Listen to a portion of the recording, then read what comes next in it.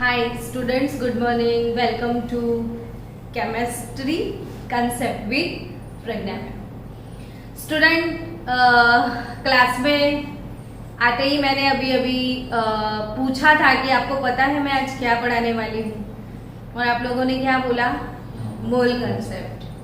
तो last 2 lecture से हम लोग मोल कंसेप्ट की शुरुआत कर चुके हैं। और मोल कंसेप्ट में बच्चों आपको मैंने अब तक पढ़ाया था मोलर मास। सबको मोलर मास कैलकुलेट करना आ गया? यस और नॉट? जितने भी बच्चे मीटिंग में बैठे हैं आप बोल सकते हो, कोई प्रॉब्लम नहीं है। फटाफट रोज की तरह आप आंसर देते जाओ तो आपको मजा आए बच्चों, है ना? तो मोलर मास कैसे कैलकुलेट करते हैं सबको पता चल गया ना? हाँ या ना? जोर से बोलो। यस। तो एक जोश वाली बात करो ना बच्चों। मोलर मास कैसे कैलकुलेट करते हैं पता है ना सबको? तो आज मेरा गोल है आपको सिखाना है इक्विवेलेंट मास। आज क्या सीखना है सबको? Equivalent mass.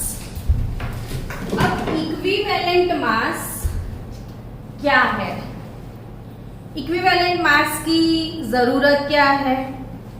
तो स्टूडेंट्स, मोलर मास, मोल कंसेप्ट में आपको मेथड्स ऑफ कंसंट्रेशन यानी अपने कंसंट्रेशन के डिफरेंट यूनिट सुने होंगे। मोलारिटी है, नॉर्मालिटी है, फॉर्मालिटी है, वो सारे कंसंट्रेशन के यूनिट्स आपने सुने ही होंगे।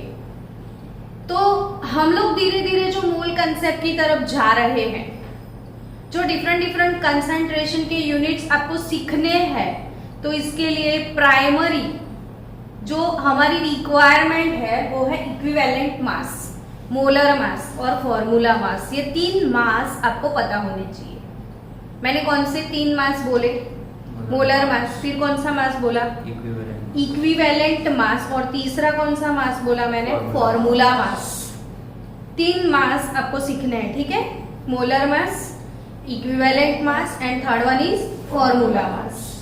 मोलर मास आपको पता है, और इक्विवेलेंट मास के लिए मोलर मास तो चाहिए, तो वो तो हम वैसे भी अभी कैलकुलेट करेंगे। तो इक्विवेलेंट मास पर्टिकुलरली टुडे हम लोग सीखने वाले हैं फॉर एसिड्स। सबका इक्विवेलेंट मास निकलता है, बेस का भी निकलेगा, सॉल्ट का भी निकलेगा, लेकिन अभी मैं जो फोकस कर रही हूं वो किसके लिए फोकस कर रही हूं? For acids. अगर हमें एसिड्स का इक्विवेलेंट मास निकालना है तो इक्विवेलेंट मास के लिए हम लोग सिंबल लिखेंगे ई, ठीक है?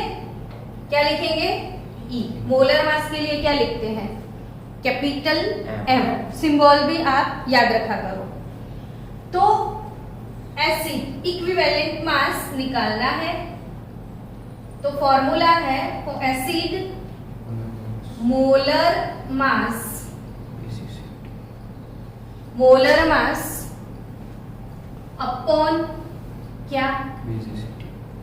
बेसिसिटी। अब 10 से बच्चा नया 11th में आए और बेसिसिटी सुने तो 2-3 दिन तक तो वो सोचता रहता है क्या है ना?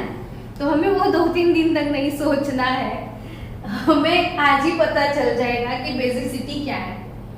बेसिसिटी को बच्चों आप इक्विवेलेंट नंबर भी बोल सकते हैं, ठीक है? Concept clear? बेसिसिटी को क्या बोल सकते हो आप? इक्विवेलेंट नंबर भी बोल सकते हो। अब बेसिसिटी है क्या? आपके मन में इमोशन चल पड़े हैं, ठीक है? बेसिसिटी यानी नंबर ऑफ रिप्लेसेबल H+ को हम लोग क्या बोलते हैं? प्रोटॉन। H+ को क्या बोलते हैं? प्रोटॉन। और तभी बच्चों अपना जब डेमोन्स्ट्रेशन था ना, तब मैंने आपको सिंपली एसिड बेस कंसेप्ट करवा दिया। बिफोर रेगुलर क्लास मैंने आपको कौन सा कंसेप्ट पढ़ाया? Acid base. तो स्टूडेंट आपको बेस और एसिड का एक डेफिनेशन सिखाया था मैंने। एसिड बेस कंसेप्ट में मुझे बताओ कि कितने कंसेप्ट मैंने सिखाए अब तक? एसिड बेस कंसेप्ट में 4 सिखाए थे। एक रॉबर्ट बॉयल अंकल का, फिर आर्हेनियस अंकल का, फिर ब्रॉन्स्टेड लॉरी अंकल का, और फिर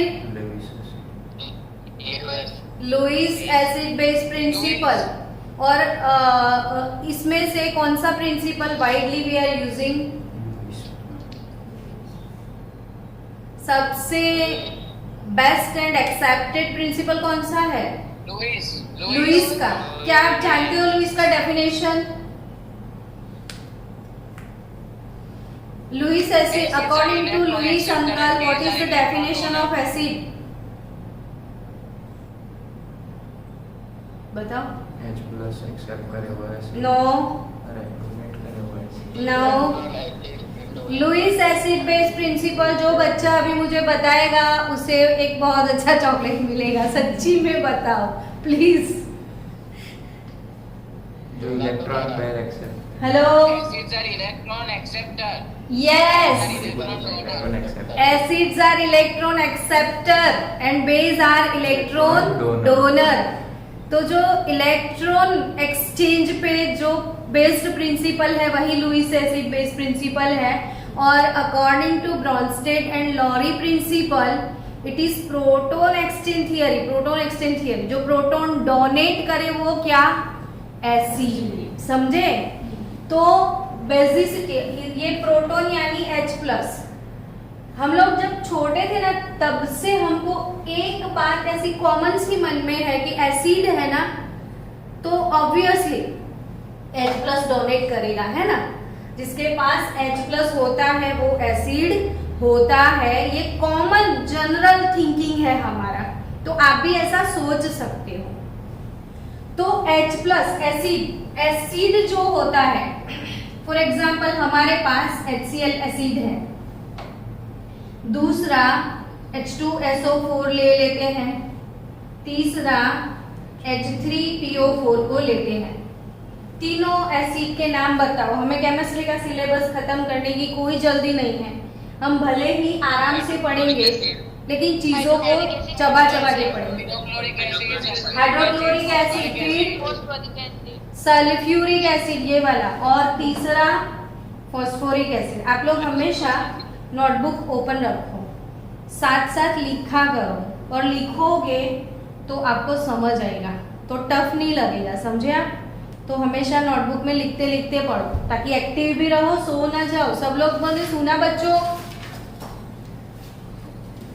तो HCl plus H2O, H2SO4 plus H2O, H3PO4 plus H2O, ये तीनों का डिसोसिएशन मुझे करके दो। अगर ऐसे वाटर के साथ डिसोसिएशन नहीं करना है तो सिंपली ऐसे ही लिख के दोगे तो भी चलेगा, doesn't matter.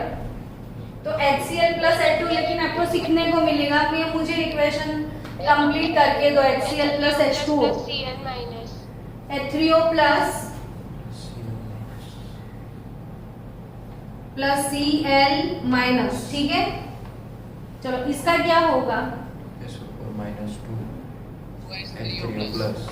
H2SO4 plus 2H2O है तो क्या होगा? 2H3O plus SO4 minus 2, और इसमें 3H2O, तो 3H3O plus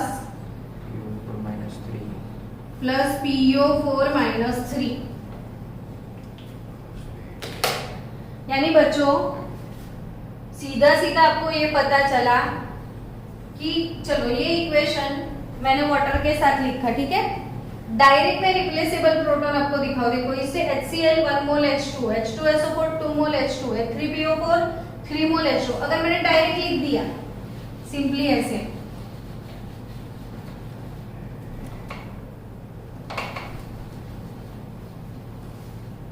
तो HCl gives H plus Cl minus, इसके लिए क्या लिख सकते हैं 2H plus SO4 minus 2, और इसके लिए क्या लिख सकते हैं 3H plus PO4 minus 3। यानी HCl से कितने H plus रिप्लेस हुए 1, H2SO4 से 2 और H3PO4 से 3। डन। तो HCl से एक प्रोटॉन रिप्लेस हुआ, H2SO4 से 2 प्रोटॉन रिप्लेस हुए, H3SO4।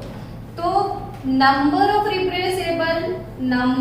रिप्लेसेबल H प्लस, इसे क्या बोलते हैं बेसिसिटी। तो HCl की बेसिसिटी क्या है 1 है, सल्फ्यूरिक एसिड का बेसिसिटी, इसका बेसिसिटी 3।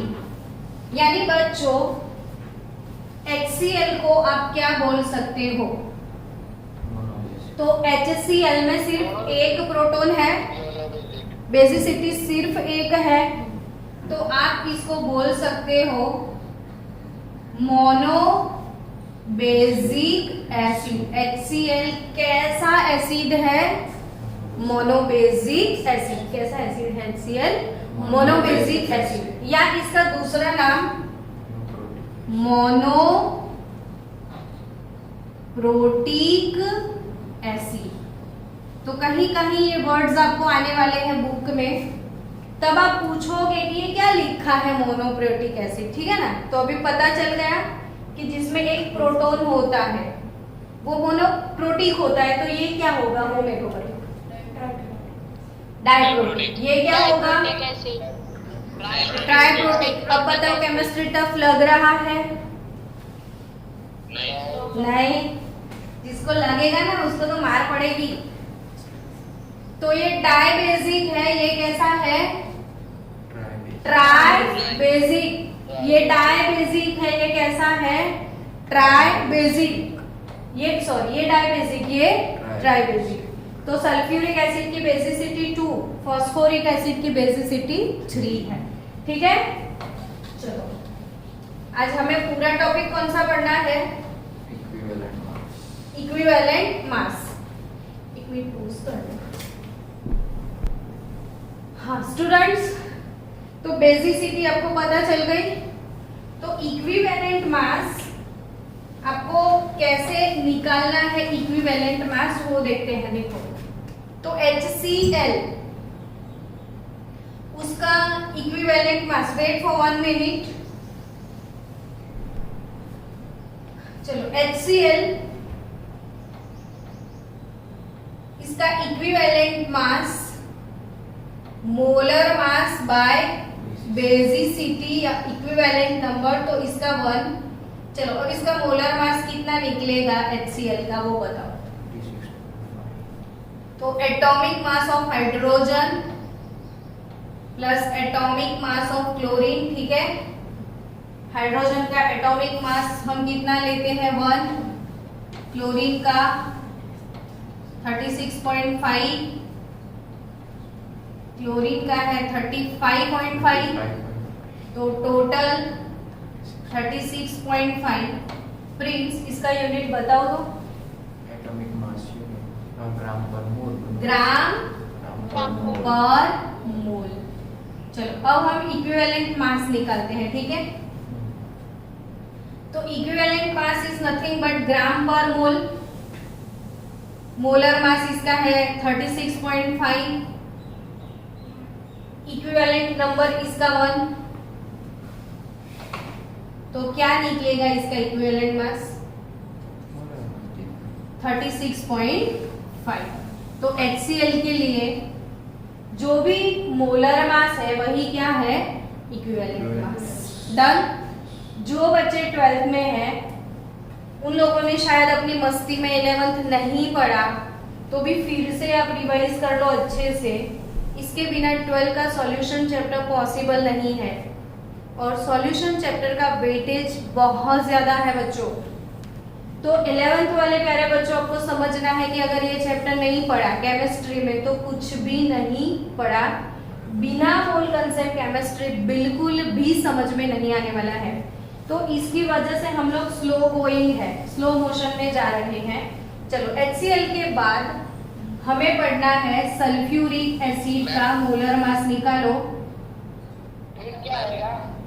सल्फ्यूरिक एसिड का और फॉस्फोरिक एसिड का मोलर मास कैसे निकलेगा? फास्ट मुझे आंसर दो। चलो, H2SO4 और H3PO4 का मोलर मास। हेलो बच्चों, तो सल्फ्यूरिक एसिड का मोलर मास सबने निकाल लिया है। मोलर मास अब सबको आता है ना? मेरे को ये बताओ। अभी भी जिन बच्चों को नहीं आता है वो सुनो। 2 into bracket atomic mass of hydrogen, atomic mass of sulphur, atomic mass of oxygen. कितना निकाला आप लोगों ने? 98। आपका 98। हाँ, तो हाइड्रोजन का 1, सल्फर का 32। मैंने बताया था ना आपको, टेक्स्ट बुक के पीछे है। टेक्स्ट बुक नहीं लाए अब तक आप, तो लेके आओ प्लीज। बिना टेक्स्ट बुक के मत आओ, टेक्स्ट बुक के पीछे अपेंडिक्स से देखो और देख देख के सीखो। प्रैक्टिस मैक्स क्या होता है बच्चों? Everyone perfect. Come fill in the gap. Practice max Everyone perfect. A man perfect. Very good. Woman is already इसके परफेक्ट। लिए बोला ना everyone perfect. 2 + 32 + 64 कितना आया आंसर? 98. 98 ग्राम पर मोल। चलो, तो मोलर मास इसका है 98 ग्राम पर मोल आया। Yes. तो इक्विवेलेंट मास सल्फ्यूरिक एसिड के लिए 98 बाय इक्विवेलेंट नंबर 2, 49. तो क्या निकलेगा आपका? 49 ग्राम पर इक्विवेलेंट। 49 ग्राम पर इक्विवेलेंट, ठीक है। चलो, H3PO4 का मोलर मास निकालना है। Same. तो 3 into bracket atomic mass of hydrogen 1। मेरे को आपका नाम बताओ ना। मैत्री। और आपका? हाँ, ध्वनि। मैत्री ध्वनि। फॉस्फोरस का पता है 31 और ऑक्सीजन का 16। तो इसका आंसर भी कितना निकलेगा? 98. 98। लेकिन क्योंकि इसमें रिप्लेसेबल प्रोटॉन 3 है और इसमें रिप्लेसेबल प्रोटॉन कितने हैं? 2 है। इसका मोलर मास 98 ही निकला। इसका इक्विवेलेंट मास 98 बाय 3 करना पड़ेगा आपको। तो क्या आएगा? 32.666. 32.36। 3 3 जा 9, 3 2 जा 6, 2 बचा, 3 6 जा 18, 20 बचेगा तो और 2 बचे, वही आएगा ना 32.666। तो ग्राम पर इक्विवेलेंट। चलो, फॉस्फोरिक एसिड का मोलर मास कैसे निकालते हैं? आज एसिड के बारे में पढ़ने वाले हैं, तो सारे एसिड की पहली वाट लगा देंगे, फिर सारे बेस, फिर सॉल्ट। क्योंकि ना बिना इक्विवेलेंट मास हमें बहुत टफ लगेगा। तो जो 12th वाले बच्चों, आपके लिए पूरे नीट जीके। चलो स्टूडेंट्स, H2C2O4 इंटू 2H2O, कितने लोगों ने ये एसिड का नाम सुना है? 12th वाले बताए मुझे। Oxalic acid. Oxalic acid. तो 11th वाले बोले ये, तो 12th वाले आपको बताना था ये कौन सा एसिड है? Oxalic acid. सबको पता होना चाहिए हाइड्रेटेड ऑक्सैलिक एसिड है। कैसा है?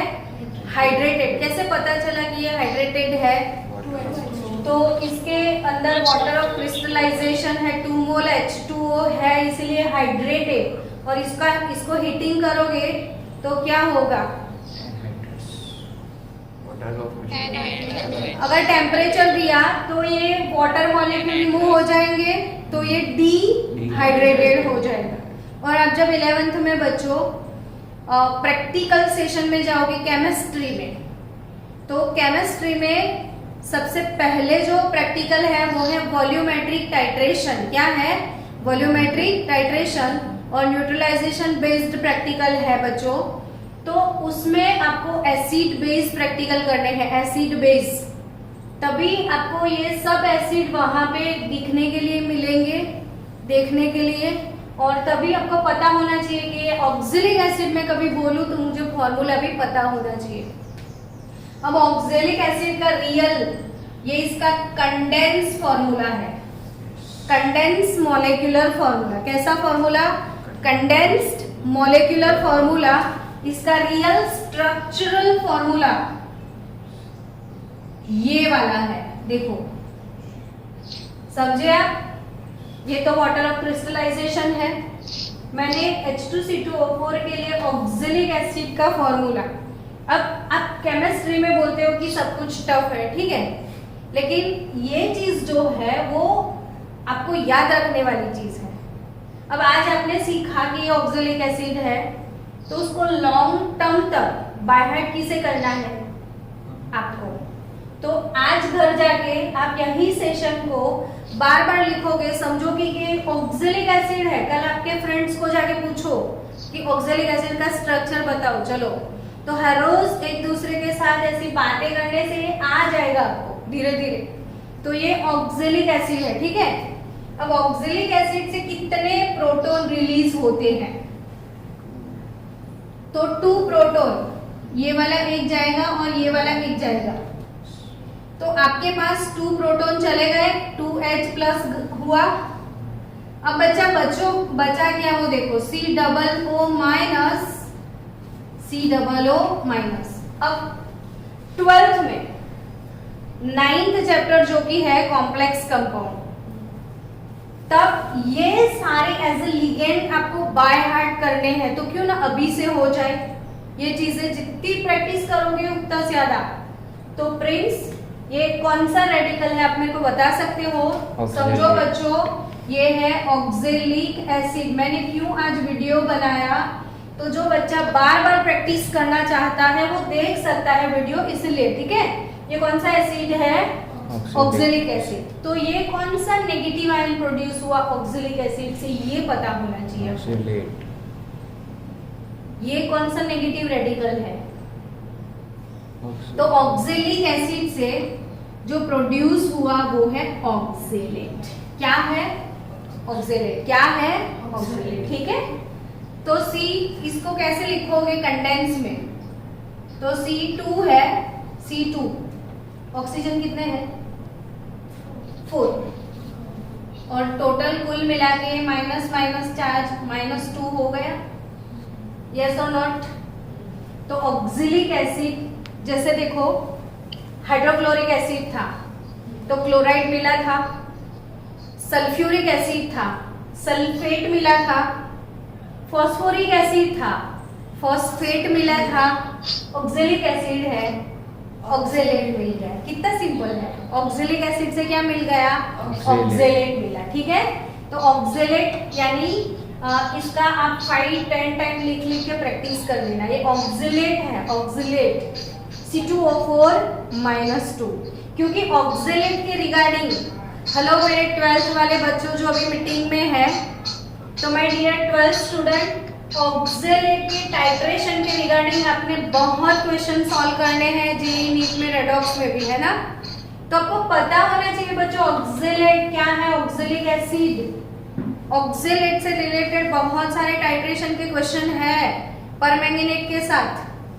तो ऑक्जेलेट पता चलना चाहिए। चैप्टर 9 में भी ऑक्जेलेट की बहुत ज्यादा जरूरत है। तो यह है ऑक्जेलेट रेडिकल C2O4-2। कितने प्रोटॉन रिलीज किए बच्चों? 2H plus. तो अपना जो ऑक्जेलिक एसिड है वो कैसा है? डाइबेजिक और डाइप्रोटिक एसिड। डाइबेजिक और डाइप्रोटिक एसिड बोलेंगे। चलो बच्चों, इसका मोलर मास निकालो। 126 ग्राम पर मोल। वेरी नाइस, 126 ग्राम पर मोल। तो इसका इक्विवेलेंट मास निकालो, तो molar mass upon equivalent number 2 126 by 2। तो ऑक्जेलिक एसिड के लिए इक्विवेलेंट मास कितना निकलेगा? ऑक्जेलिक एसिड के लिए इक्विवेलेंट मास कितना निकलेगा?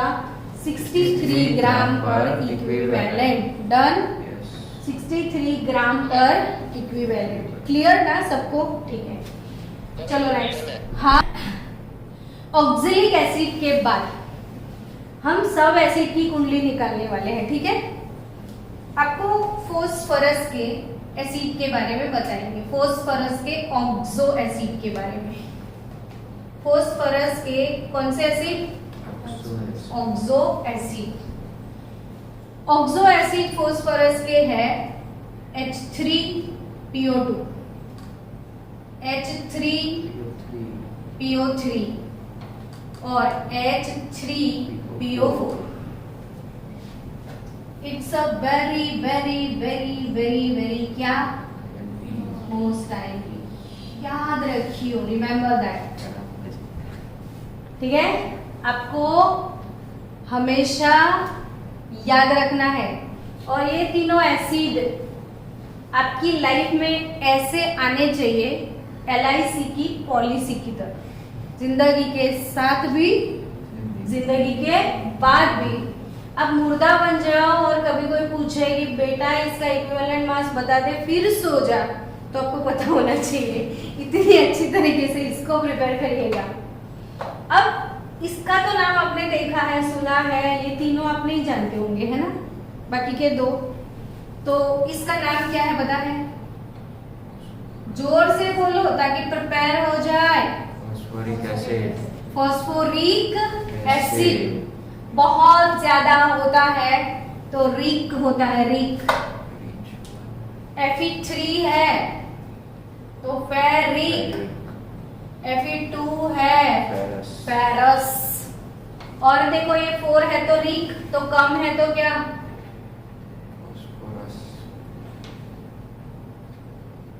रस आया, रस, फोस्फरस एसिड। ये फॉस्फोरिक एसिड, ये फोस्फरस एसिड। और एक फिनोमेना कि इधर 3 ऑक्सीजन थे, ये 2 ऑक्सीजन है। हम गुजराती जानते हैं कि अगर एक ऑक्सीजन काइपो तो वो है हाइपो। 3 था 2 हो गया काइपो, तो वो क्या? हाइपो फोस्फरस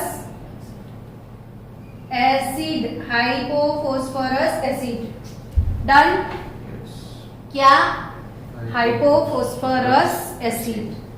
तो H3PO2 हाइपोफॉस्फोरस एसिड, ये फॉस्फोरस समझे? फिर से देखो, एक्सेस था फॉस्फोरिक, ब्लर आ रहा है, कम फॉस्फोरस, और देन हाइपोफॉस्फोरस। ठीक है, चलो। अब स्टूडेंट, ये तीनों ऑक्सो एसिड है, तीनों ऑक्सो एसिड है। ये तीनों एसिड देखो, phosphoric acid, phosphorous acid, hypophosphorous acid. इसके साथ टाइम स्पेंड करना चाहिए, उसको बार बार देखा करो, प्यार से देखो ताकि वो भी आपसे प्यार करे। जब आप इनको मिस करो वो आपके दिमाग में आ जाए।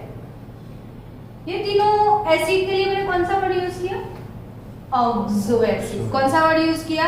Oxo acid. ऐसा कभी नहीं सुना होगा ना आपने 10th में, पहली बार सुन रहे हो। तो प्रिंस बताएगा अभी कि Prince what is oxo acid बेटा?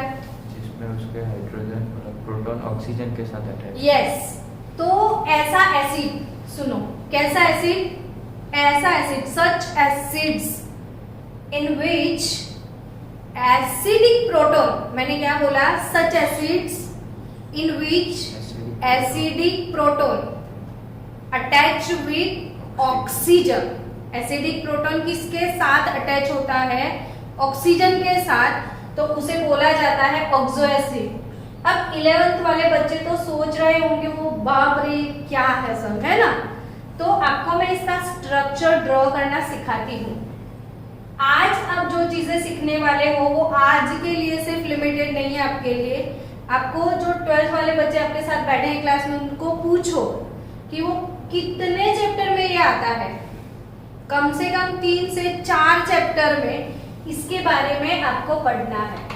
तो क्यों ना अभी से बाय हार्ट किया जाए, है ना। तो ये जो तीनों एसिड है इसमें सेंट्रल एटम, अब आपके लिए नया वर्ड है सेंट्रल एटम, है ना। किसे सेंट्रल एटम बोलते हैं?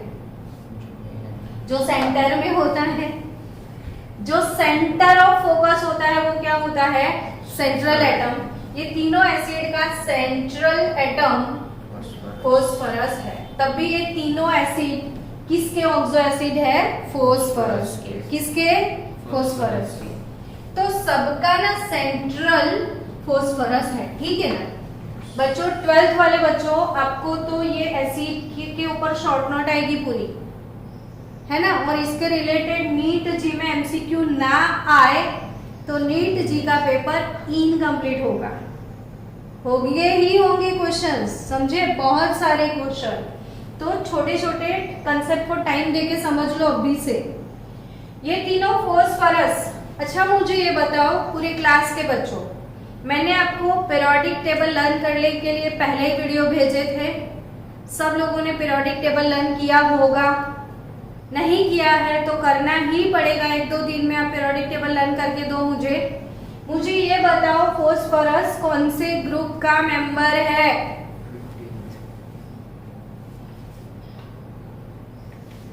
हेलो मेरे छोटे 11th,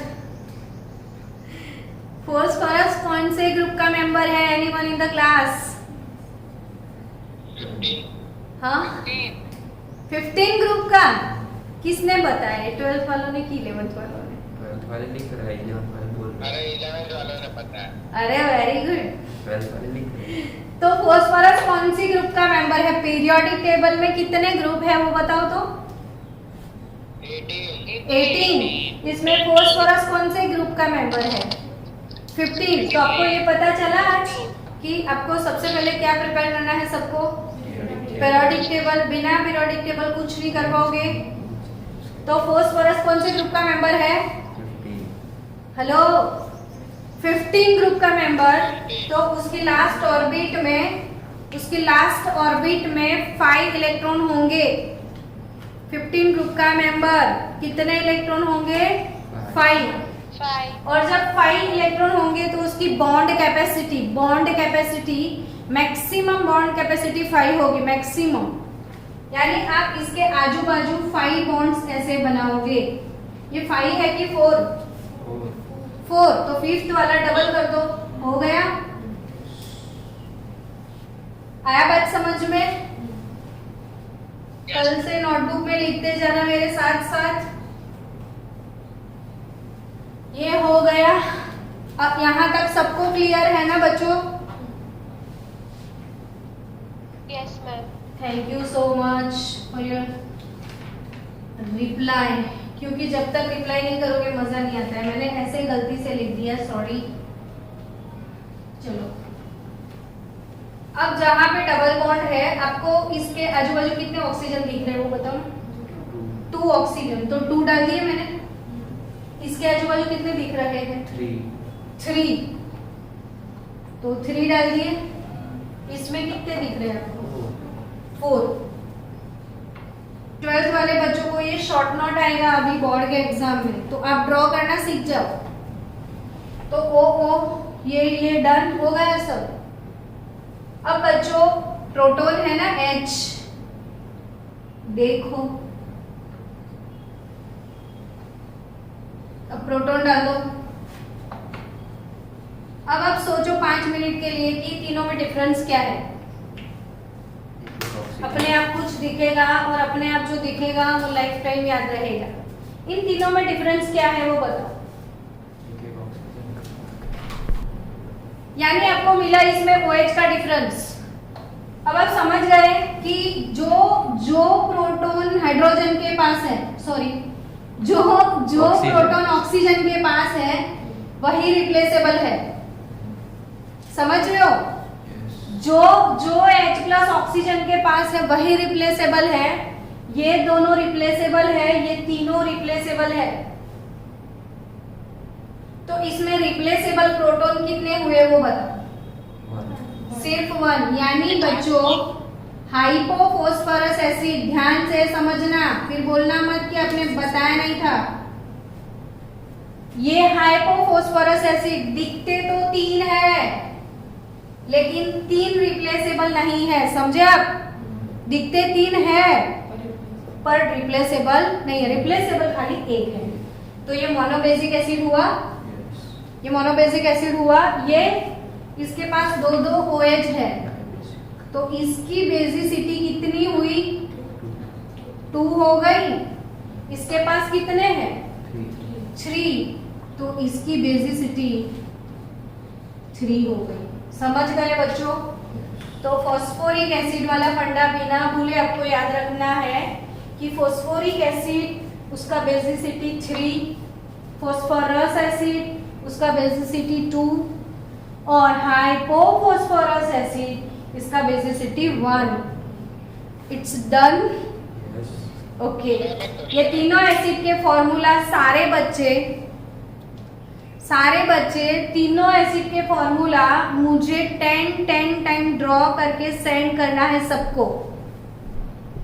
चलो next acid HCOOH, CH3COOH, 5 time लिखो, 10 टाइम लिखो, ना लिखो मुझे कोई फर्क नहीं पड़ता, लेकिन आपको आना चाहिए इसके नेम्स। ये दोनों एसिड के नाम बताओ। फॉर्मिक एसिड है, formic acid, acetic acid. Formic acid, formic acid और acetic acid. Acetic acid, that's like my class now, मेरा अपना क्लास। फॉर्मिक एसिड और ये कौन सा? Acetic acid. चलो HCOO माइनस H+, ऐसे आपको 2 हाइड्रोजन दिखते हैं लेकिन जाएंगे नहीं, एक ही जाएगा। रिप्लेसेबल प्रोटॉन सिर्फ एक ही है और इसमें भी एक का ही है। CH3COO minus H+। अभी आपको ये दोनों नेगेटिव रेडिकल के नाम भी पता होने चाहिए।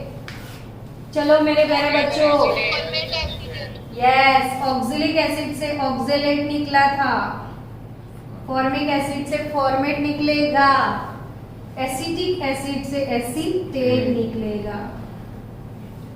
समझ रहे हो? फॉर्मेट निकलेगा, इधर से क्या निकलेगा? एसीटेट निकलेगा। आपने देखा इसमें सिर्फ एक प्रोटॉन ही रिलीज हुए। कई बार बच्चे क्या सोचते हैं कि एसिटिक एसिड में कितने प्रोटॉन दिखते हैं? 3 + 1 4। ये टेट्राबेसिक, गलत है, ये मोनोबेसिक है। कैसा है? वैसे भी पता है ना आपको, 10th में इतना तो आप पढ़ के आए हो। ये एसिटिक एसिड है, तो ये वाला प्रोटॉन रिलीज होगा ऑक्सीजन के साथ वाला सिर्फ। तो बच्चों एसिटिक एसिड मोनोबेसिक है या ना? Yes. Formic acid monobasic. Yes, तो इसका equivalent mass molar mass by 1 निकलेगा और इसका भी equivalent mass molar mass by 1। यानी आज आपने क्या सीखा? Equivalent mass, how to calculate equivalent mass for acids. तो मेरे को फॉर्मूला बताओ ना। मोलर मास अपॉन बेसिसिटी और equivalent number is equal to M/E। Yes, ये यूं की है, कौन बोला? तो इक्विवेलेंट नंबर को हम E भी बोलते हैं, ठीक है? इक्विवेलेंट नंबर को क्या स्मॉल e भी लिखते हैं। बेसिसिटी को या इक्विवेलेंट नंबर दोनों ही सेम चीजें है। बच्चों जाते जाते और एक आईएमपी चीज आपको हम बता के जाएंगे, और वो वाला आईएमपी चीज है H3BO3। मेरा फेवरेट एसिड है और 12th वाले बच्चे, मुझे सिर्फ 12th वाले बच्चे आंसर देंगे। ये एसिड का नाम बताओ और इसकी बेसिसिटी बताओ।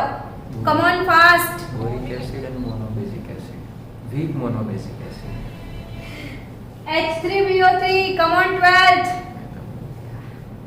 बोरिक है boric acid, boric acid H3BO3 क्या है ये? Boric acid. सबको याद रखना है, बोरिक एसिड, बोरोन है ये, बोरोन। तो बोरोन का एसिड, बोरिक एसिड, आपको 3 प्रोटॉन दिखते हैं लेकिन जाने वाले नहीं है ये 3। It's a weak weak monobasic acid. Monobasic acid. आपको आएगा 11 के चैप्टर में कि क्यों वो वीक मोनोबेसिक एसिड है, क्यों उसमें रिप्लेसेबल प्रोटॉन सिर्फ एक ही है। ठीक है, तो H3BO3 का याद रखना, weak monobasic acid, boric acid. तो ऑलमोस्ट सारे एसिड हमने पढ़ लिए आज। कल हम क्या पढ़ेंगे? बेस के बारे में।